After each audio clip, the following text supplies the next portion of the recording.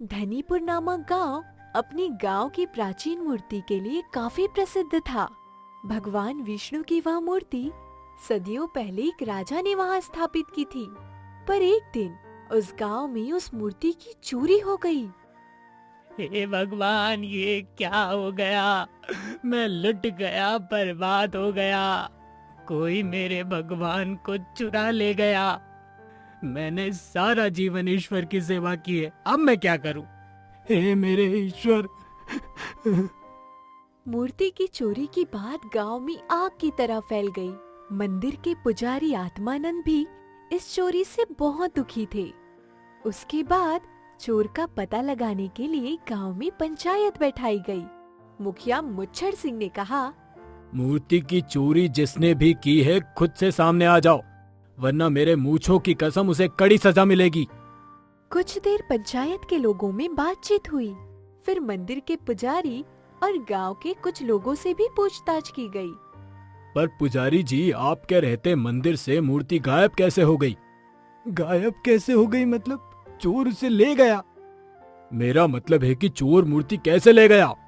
कैसे ले गया मतलब अपने हाथों से ही ले गया होगा मुखिया जी। हे भगवान, मैं कह रहा हूँ कि चोरी के समय आप कहाँ थे? वो मैं हरिराम के घर पूजा करने गया था। पूछताछ में कुछ पता न चल पाने के कारण छानबीन करने का फैसला किया गया, जिसमें गांव के सभी घरों की तलाशी ली गई। तलाशी में भगवान विष्णु की प्राचीन मूर्ति का मुकुट मक्खनलाल के घर मिला, गले की माला शिव प्रसाद के घर, भगवान विष्णु का चक्र धनीराम के घर और वस्त्र मोहन के घर मिला। फिर सभी एक साथ जमा हुए और पंचायत ने उन्हें दंड देने का फैसला किया, पर वे चारों अपनी चोरी को अस्वीकारने लगे। सारी बातचीत के बाद मुखिया को भी शंका हुई कि चोर कोई पांचवा व्यक्ति है। पंचायत के सभी लोग आपस में इस समस्या को लेकर बातचीत कर रहे थे। तभी गांव का एक आदमी हरिराम उनकी बातचीत के बीच आ गया और उसने कहा कि वो चोर को ढूंढ सकता है, बस उसे उस चोर को ढूंढने के लिए पुजारी जी की मदद चाहिए। फिर वो मंदिर के पुजारी से कुछ प्रश्न पूछता है। पंडित जी, अब मैं आपसे जो पूछूं जल्द से जल्दी हमें बताइएगा। पहले बताइए कि आपने कल भगवान को कौन से रंग के वस्त्र पहनाए थे? हरे रंग के। और क्या आपने कल स्नान के बाद पूजा की? हाँ, सुबह सुबह ही। पर ये सब सवाल क्यों? अच्छा बताइए कि पूजा में आपने कितने नारियल चढ़ाए थे? हरिराम के अजीब सवालों के कारण पुजारी धीरे धीरे गुस्से में आने लगे।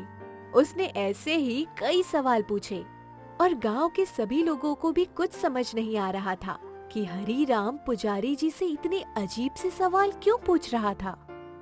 भगवान को कौन से रंग के फूल चढ़ाए थे शाम को? सफेद रंग के। अब हरिराम उनसे एक आखिरी सवाल पूछता है। अंत में सभी सवालों से पुजारी जी बहुत गुस्से में आ चुके थे। मक्खन लाल के घर मुकुट उसके रसोई घर में क्यों मिला? ऐसा कैसे हो सकता है? मैंने तो उसकी चौपाई के नीचे छुपाया था। ये सुनकर सब चौंक गए। पुजारी जी समझ गए कि अब वे ज्यादा झूठ नहीं बोल सकते थे। फिर उन्होंने सच बता दिया कि वो एक दिन पहले जब उन चारों के घर पूजा करने गए थे, तब उन्होंने चुपके से वो वस्तुएं उनके घर छुपा दी थी। उसके बाद हरिराम ने भी बताया कि उसे पुजारी जी पर शक तब हुआ जब वे मुखिया के सवालों का जवाब दे रहे थे।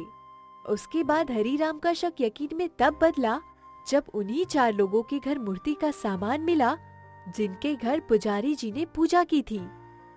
पुजारी जी अपने गुस्से पर काबू न रख सके और उन्होंने सच उगल दिया था। आखिरकार चोर की दाढ़ी में तिनके की तरह पुजारी जी की असलियत सबके सामने आ गई थी।